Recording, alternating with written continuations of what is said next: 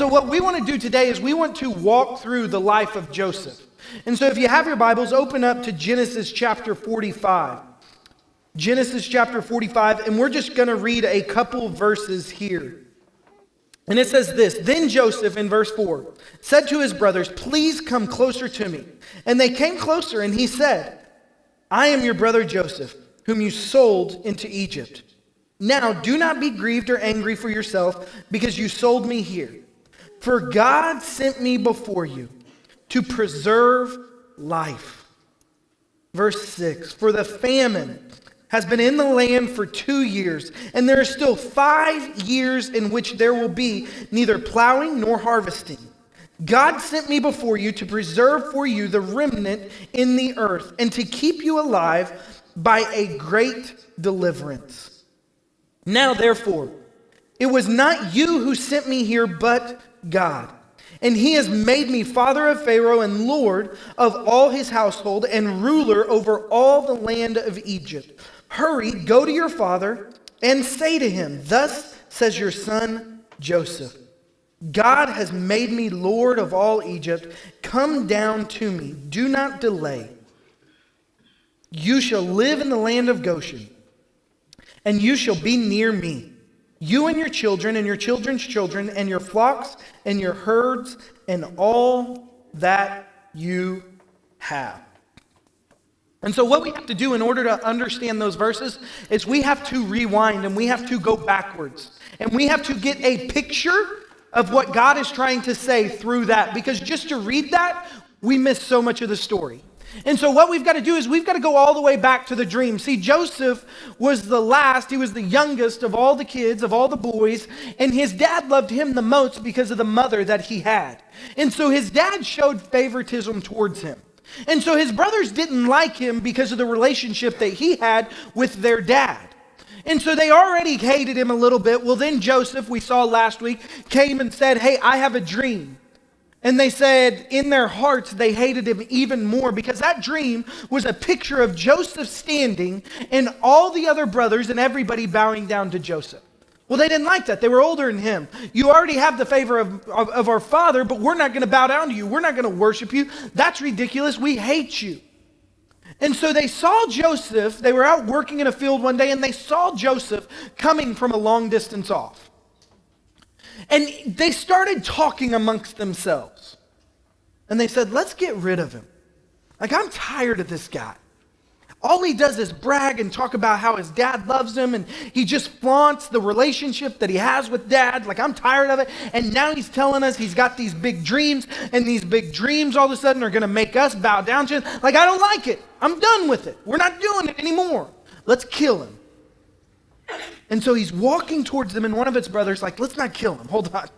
I think that's a little extreme. We might not like what he does, but let's not kill him." And he says, let's throw him in this pit for now until we can figure out what to do with him." Well, his idea was he was going to rescue him out and send him back home and tell him kind of what's going on. Protect yourself, be safe, like your brothers, you're causing them to hate you. And so he throws him in the pit. Well, while he's in the pit, his brothers decide, "We're going to sell you into slavery. There's a caravan and a group of people coming around." And all of a sudden, the group of people show up and they say, "Hey, we've got somebody that we're willing to sell to you." So they took their brother out of the hatred that they had in their heart, and they sold him into slavery. And so that's where I want us to pick up today. And the first thing, I want us to look at 4 things today. The first thought that I want us to have is this: you have to work your blessing. You have to work your blessing. Okay, here's what's going on. Joseph gets sold into slavery.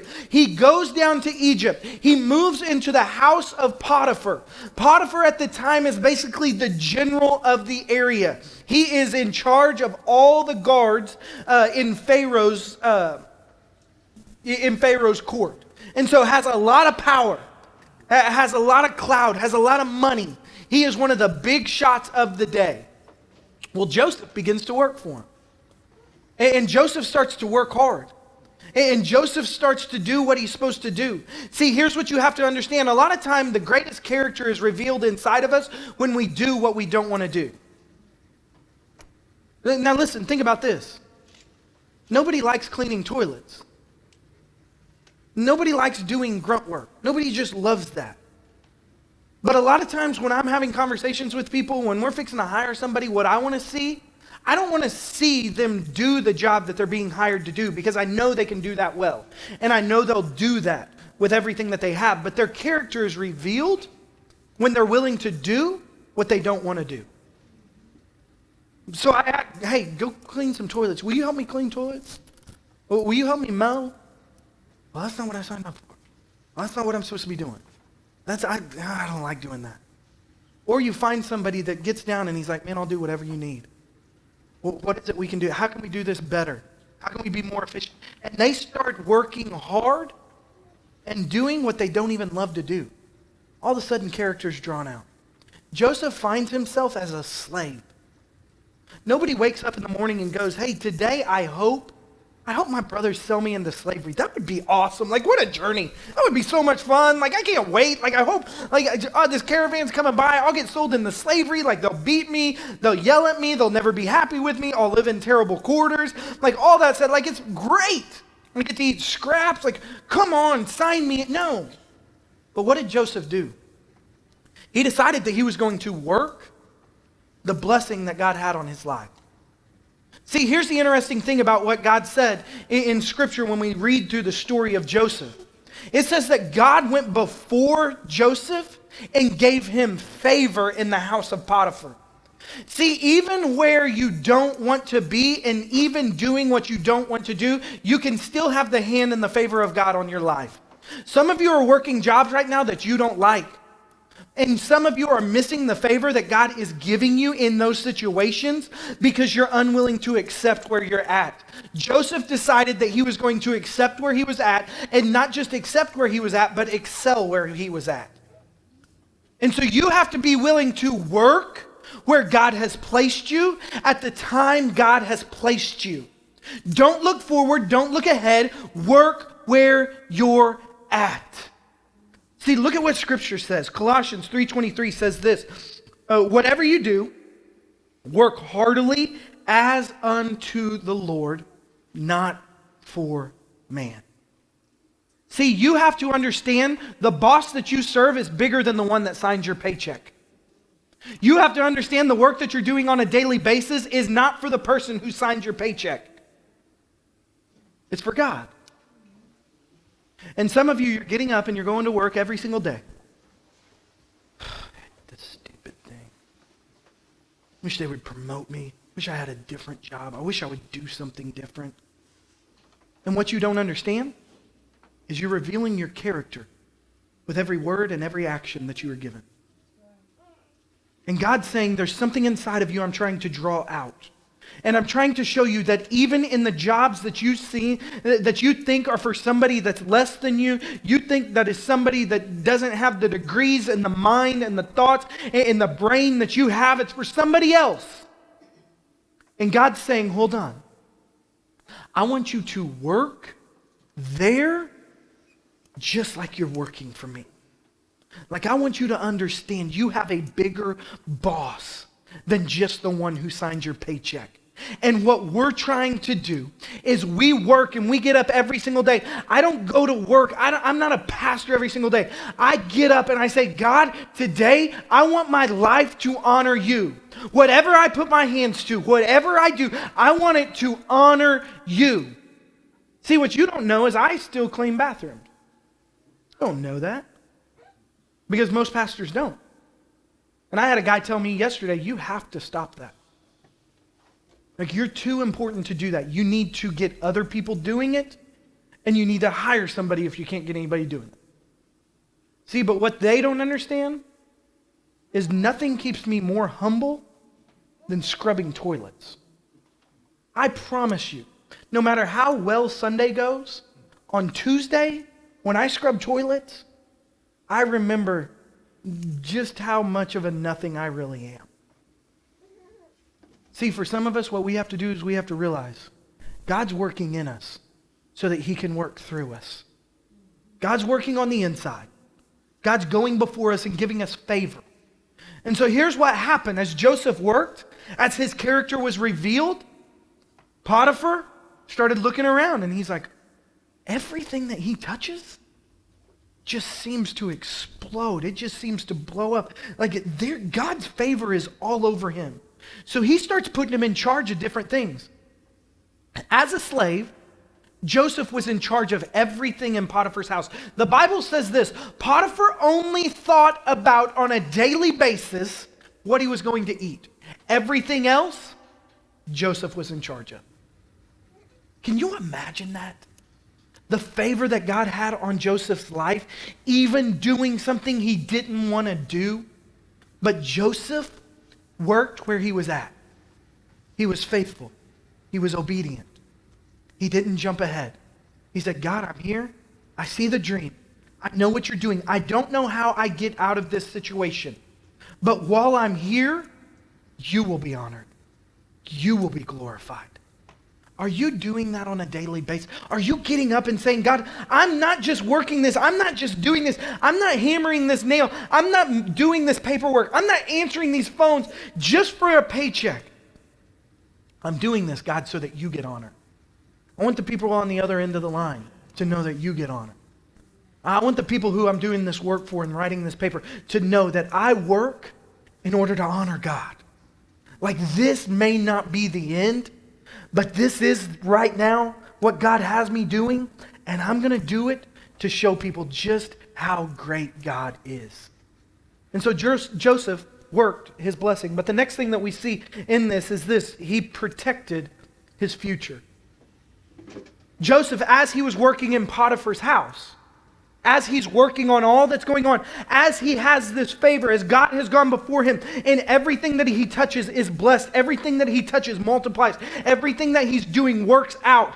God is right there with him. It is incredible, the favor in the hand that God has on him.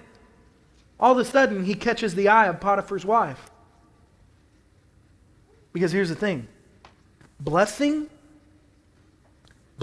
is always attractive. Blessing is always attractive. Power is always attractive. Influence is always attractive. Think about this. Think about the NFL, the MLB, the NBA, the NHL, golf, tennis. Have you ever looked and you have seen a guy walking down and he's got his arm and he's got a girl on his arm, and you are thinking, they don't match. They don't match at all. Here's the thing. His wealth and success did not make him any prettier. It made him more attractive. Now all of a sudden, a girl that's completely out of his league. Listen, when he was poor and unknown, he didn't have that girl on his arm. But now all of a sudden, his wealth and his influence, all of a sudden these beautiful women are coming around and they're like, hey, what's up? See, when I played arena football, we were nothing. We didn't do, we rode buses we didn't fly jets. We didn't have massive stadiums. It wasn't anything like that. I lived at the Holiday Inn. But before the season started, they brought the entire team in. They sat us down and they looked at us and they said, listen, you have to be very careful, because there are going to be girls that throw themselves at you because their desire is for you to get them pregnant so that when you go to the NFL, you have to pay their alimony. That's it. And they just tell us, they beat us down. They just tell, listen, you're not that attractive. These beautiful women don't want you. They don't. They want your money. And they just beat that in your head and let you know, listen, they are going to throw themselves at you. And I'm sitting there and I'm like, what? This is the weirdest thing in the world. But here's the thing. Power, success, blessing, influence is super attractive to people. But here's what Joseph realized. Potiphar's wife keeps coming around.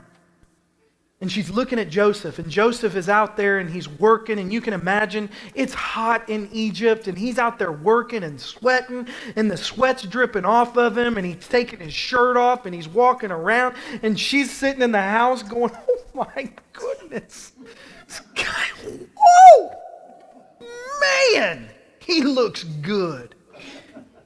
And she just keeps watching him, and inside he becomes more and more attractive, and she wants him even more and more and more. And he's over there, and he's got the hose, and he's trying to, cool off, and he's just flinging his hair around, and she's watching, and she's like, wow. So she goes in, and she gets the perfume, and she starts spraying herself down, and she gets a shirt that's low cut, and she walks out, and she's just like, hey, what's up, boy? And just starts looking at him, biting the eyes. And Joesph, she continues to make advances. Joesph says, no, my master's given me everything, but he hasn't given me that. And I am not going to go that direction. No way. And he keeps pushing the advances back. He keeps pushing no. I'm not doing it. Until finally one day, all of a sudden Potiphar's wife comes out. She can't handle it anymore. She was tired of him getting under the hose, slinging his hair around. She was just like, I can't take it anymore. And really, the story here, it matches a lot of what goes on in our house. Like, this is a picture of Heather and I. And I have to remind her constantly. Like, it's not me chasing Heather, it's Heather chasing me. And I have to remind her a lot of times, like, I'm just a man, I'm not a machine. Like, calm down. Like, this is ridiculous. But Joesph is out there, he's working one day. And all of a sudden, Potiphar's wife shows up. And she looks at him and she's just like, okay, today's the day. Listen, we've played this game for long enough. I see you out there. Like, I know you're taking your shirt off. I know it's 160 degrees, but I know you're doing it for me. Like, let's quit playing these games. Let's do this thing today. And he says, absolutely not. There's no way I'm doing this. And she grabs his robe and she's like, yes, you are. Come on. Yanks the robe, rips it off of him. He takes off. Like, I don't know how bad of a rejection you can have. I don't know if you've ever had this. Like, when you've asked somebody out, like, hey, you want to go on a date? Where they turn around and just run as fast as they can. But that's a sign like it's probably not going to work out. Okay. That's what happens with Joesph. Joesph is there. She rips his clothes off. He takes off running. Well, now she's standing there holding his robe. And she's like, if Potiphar comes home, I'm in trouble. And so in her mind, all of a sudden, she comes up with a scheme. She rips her dress, gets her eyeshadow, mascara, and kind of just wipes it all over her face and starts screaming, he raped me! He raped me! Potiphar comes home. What's going on? What has happened? Joesph, this guy you've trusted with everything, he raped me. And Joesph is taken and thrown in prison. But what you have to understand is this. Don't give up what you want most for what you want now. Don't give up what you want most for what you want now. Potiphar's wife, beautiful, attractive, throwing herself at Joesph. But Joesph knew there is a dream inside of me.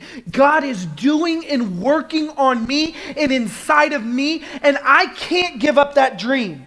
I can't give up what God is doing and what God is going to do. And so I'm not willing to sacrifice all of that for this one moment right here with you. I don't want to do that. See, what we do so many times is we look into the moment instead of looking at the big picture and going, look at what God's going to do if we will just stay focused on Him, if we won't be distracted by all these little things that can just take us off course. Joesph realized there's a bigger picture. I'm going after something bigger. And I'm not going to be caught up with the satisfaction of here and now. Because I know the here and now can change everything. I know the here and now can destroy everything that I'm going to do. Your decisions today will affect your future tomorrow. What you decide to do today has an effect on what you're going to do tomorrow. If you choose the here and now, then you miss the dream and the bigger picture that God has for you. You have to protect the future. Don't give up what you want most for what you're going to get now.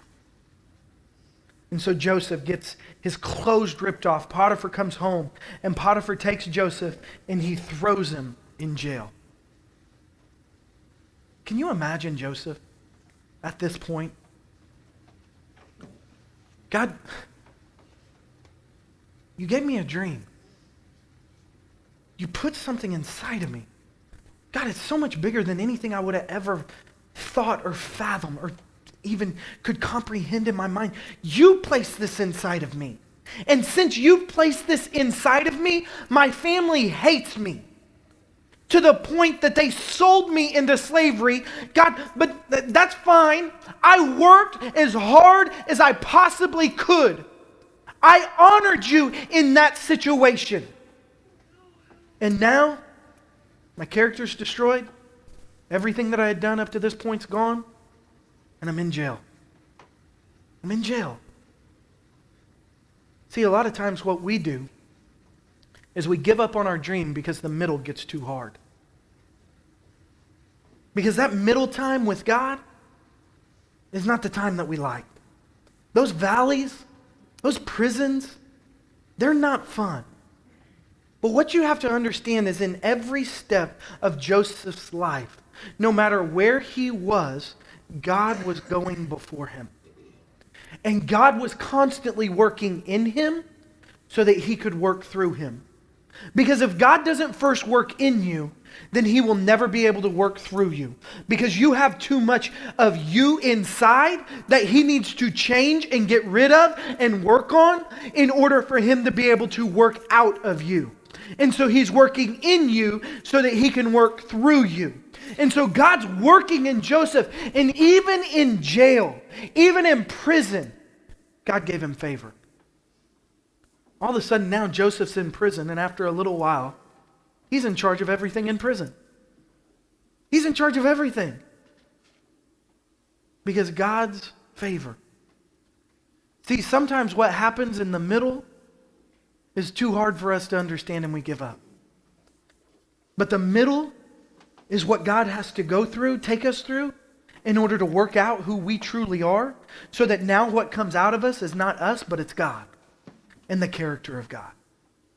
And so it's in those moments in the jail cell, it's in those quiet times, it's in those lonely times, it's in those hurting times. Can you imagine the conversations Joesph had in the jail cell with God?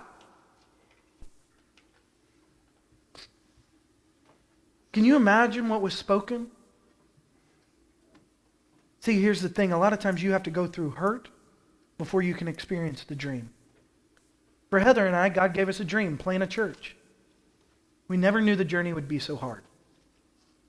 Literally, the day we were flying out to go and to be approved as church planners and to go and to get teaching and training from the organization that we went through, ARC, we were leaving. We had a flight at 11 o'clock. My sister had been battling cancer, and we knew she wasn't going to make it.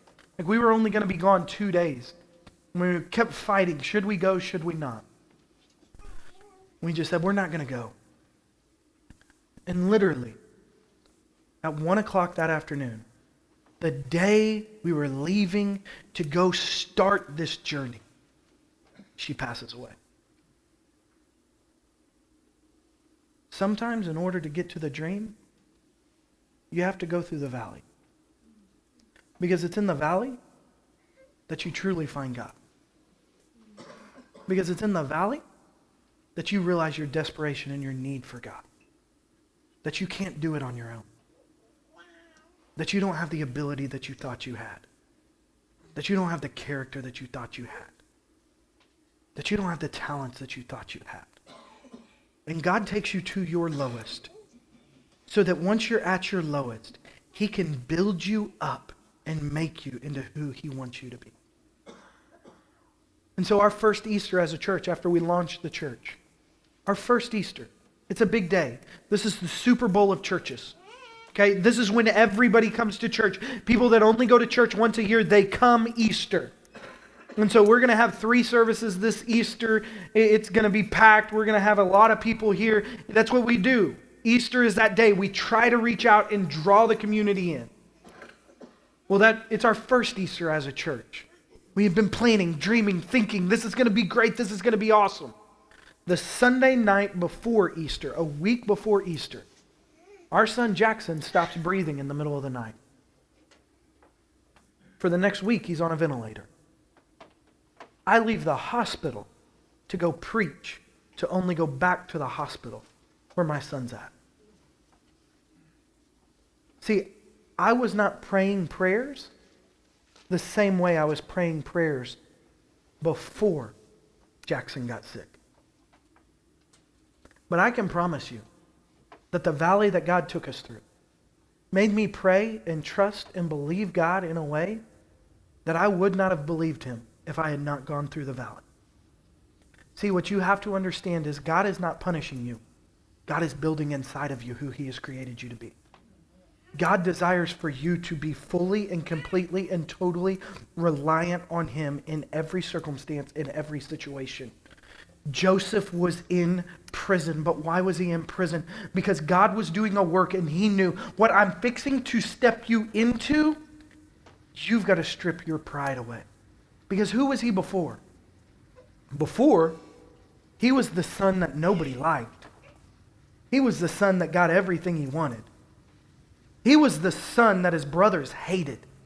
Hey, oh, I wish Dad loved y'all as much as he loved me. Look at this new jacket I got. Dad just made me a brand new jacket. This thing is awesome. Look at the dream I had. This dream is unbelievable. Everybody's going to be bowing down to me. And it was through the middle, the hard season, that Joesph began to realize, God, I need you more than I need me. As good as I think I am, it's your favor and your blessing that is actually making me successful. It's not me. It's not my talents. It's not my gifts. It's God going before us, giving us favor and blessing that allows us to continue keep doing what we're doing. It's what Joesph realized in the middle, in the prison, sitting there. God, I don't have anybody else to talk to. I need you. God, I love you. God, I'm broken. God, I'm lonely. God, I'm tired. God, I feel worthless. God, I feel hopeless. God, I know you've placed a dream inside of me. I know you've shown this to me, but I don't know how it's going to work out. And some of you give up on the dream in the middle because the middle gets too hard and you don't see a way out. Joesph was in prison. And he meets 2 guys. He meets the cupbearer for Pharaoh, and he meets the baker for Pharaoh.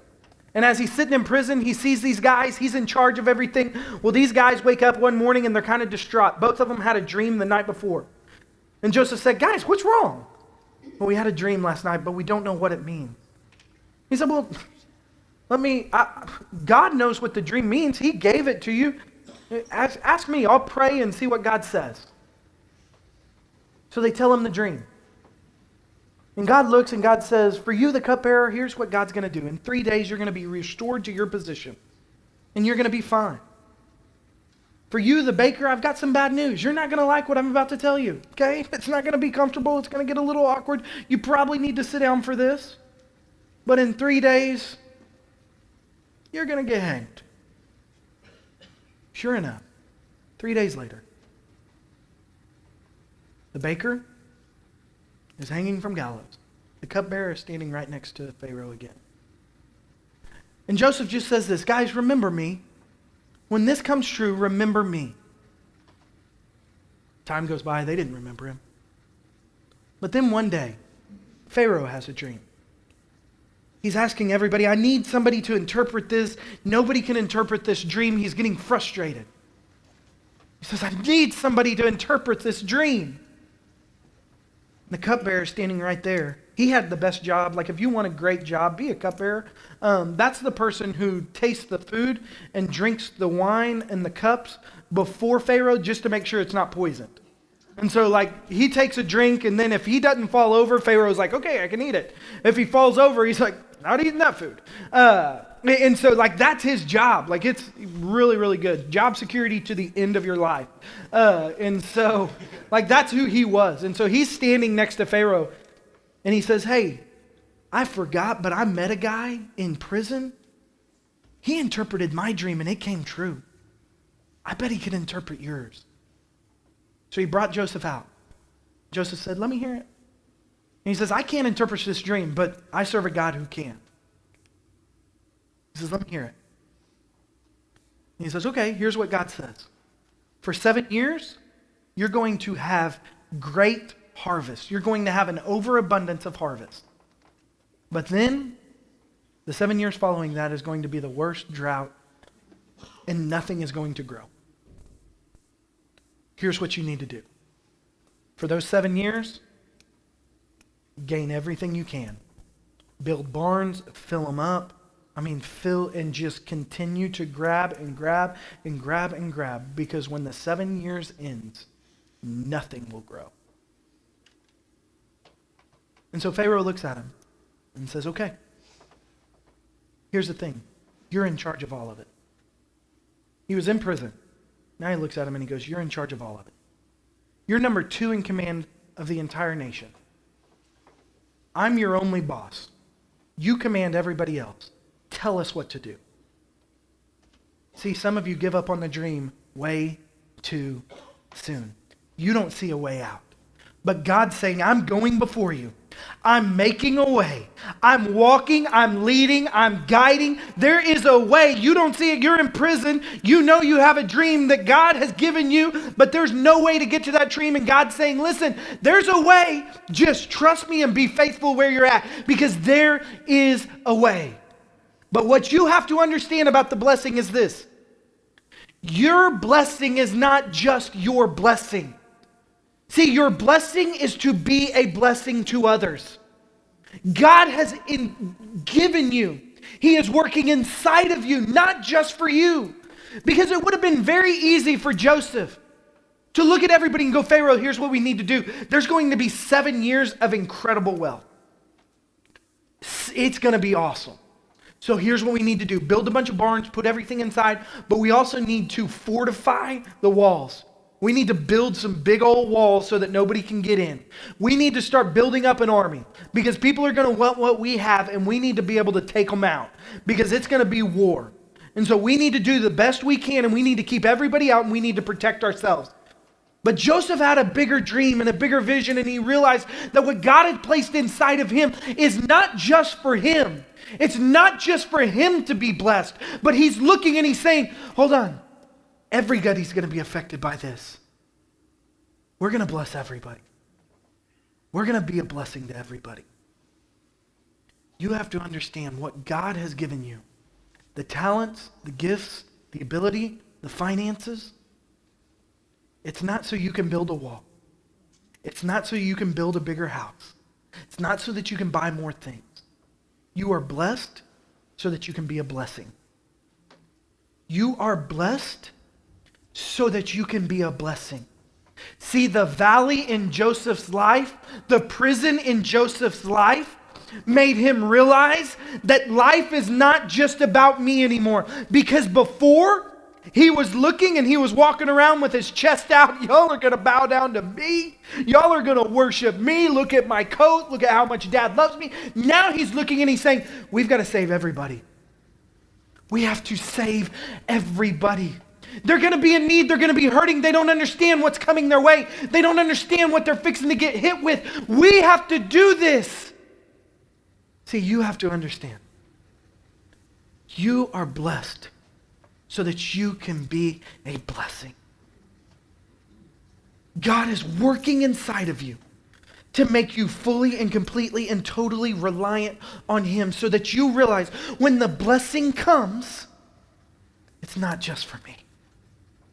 God, you haven't given me these abilities. You haven't given me these gifts. You haven't given me these talents. You haven't given me these finances so that I can hoard them and I can make my life great. You've given me, God, so that I can look to the world and say, the world needs Jesus. And I'm going to do whatever it takes in order for the gospel of Jesus Christ to get to the ends of the world.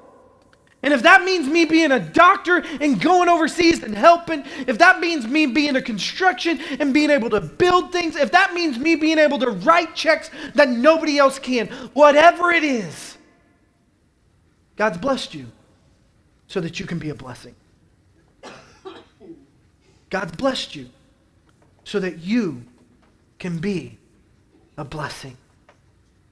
Because sometimes we look and we think God's blessing is financial. But it's not. It doesn't just end there. God's given you the mind, the gift, the ability. God's given you the dream to bless others. If your dream is just beneficial to you, then it's not God's dream for you. If your dream just benefits you, then it's not God's dream for your life. If you wake up in the morning and go, I need to make more money because I want to build a bigger house.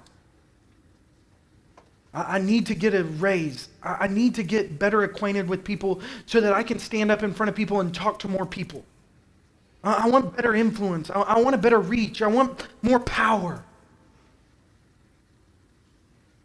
If your vision, if your dream is just for your benefit, then it's not the dream that God has for you. Because God's dream is for you to be a blessing.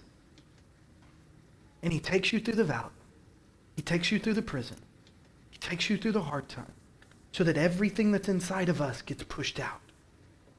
God, I've got nowhere else to turn. I've got nothing else to do. God, my finances are at the end. God, my ability, I've given everything that I have. I can't do anymore. And God goes, perfect. Because where you can't, I can. That's exactly where I want you. God blesses so that you can be a blessing. Will you be a blessing today? Will you realize your gifts, talents, ability, finances? Will you be a blessing? But, I like the way our bank account looks. I like the way people look at me with my power. I like the way people listen to me and sit around as I talk. And God says, I've given you that so that you can be a blessing. Because here's the thing. If you don't use the blessing that God has given to you in the right way, then I can promise you, the valley, the prison, the hard time, it's coming. Because God's not out to punish you. God's out to push you to Him.